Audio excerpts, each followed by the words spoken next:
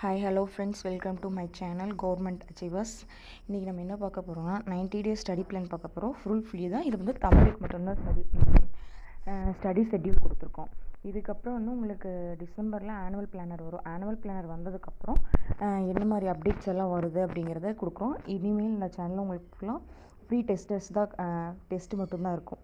Tamil first complete பண்ணுவோம். Actually தமிழும் maths மட்டுமே நம்ம கம்ப்ளீட் பண்ணோம்னா குரூப் 4ல்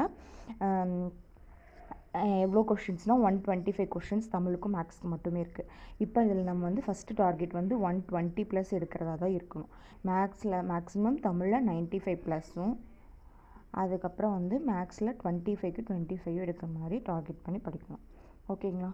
இது ரிலேட்டடாக நம்ம சேனலில் உங்களுக்கு எல்லா கொஷின்ஸும் தரமாக கவர்மெண்ட் எக்ஸாம்ஸ் ப்ரிப்பேர் பண்ணுறதுக்கு கரெக்டாக இருக்கும். ஓகேங்களா? இப்போ பார்க்கலாமா என்னென்ன இருக்குது இங்கே ஷெட்யூலில் அப்படின்னு.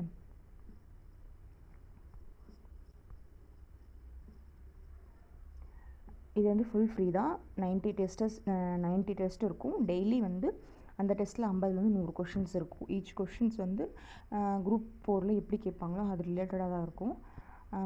கொஷின்ஸ் இயலோட வெயிட்டேஜ் பொறுத்து அதில் 100லேருந்து 50 கொஷின்ஸ் வரைக்கும் இது வேணால் கேட்பாங்க. அதுக்கப்புறம் வந்து இதில் வந்து எப்படின்னா 6th ஒரு யூனிட் படிச்சிங்க அப்படின்னா 11th ஒரு யூனிட் படிப்பீங்க. அப்போ தான் வந்து நம்மளை கவர் பண்ண முடியும். 6th வந்து கொஞ்சம் ஈஸியாக இருக்கும். 11th வந்து கொஞ்சம் ஹை லெவலாக இருந்தாலும் நம்மளுக்கு நம்மளோட சிலபஸ்க்கு எது வேணுமோ அதை மட்டும் படித்தா போதும்.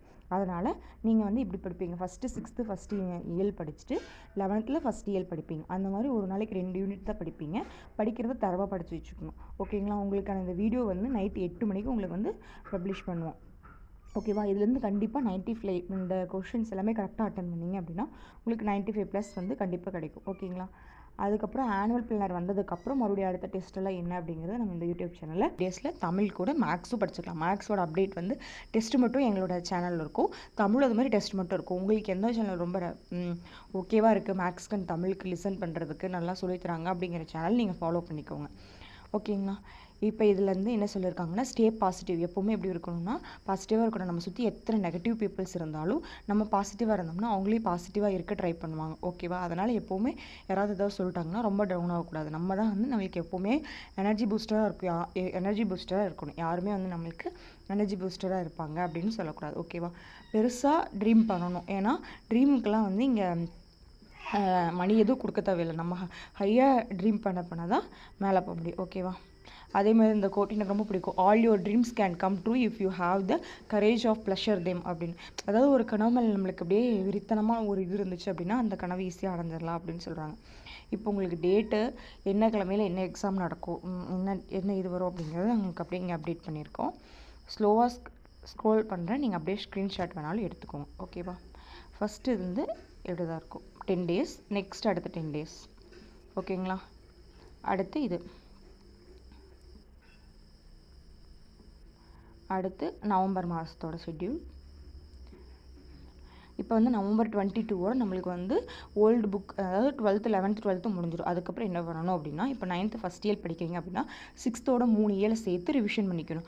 3 இயல் இருக்குள்ள ஃபஸ்ட் டேர்ம் அது ப்ளஸ் 9th ஃபஸ்ட் இயர். அதே மாதிரி செகண்ட் படிக்கும்போது அடுத்த 3 இயல், அதுக்கப்புறம் அடுத்த டேர்ம் வருது. அதே மாதிரி அடுத்தது படிக்கும்போது அடுத்த 3 இயல், அதுக்கப்புறம் 9th இயர் அந்த மாதிரி படிச்சுக்கணும். அதுக்கப்புறம் 4th இயர் படிக்கும்போது அந்த படித்த எல்லாத்தையுமே ஒரு டைம் ரிவைஸ் பண்ணிக்கணும்.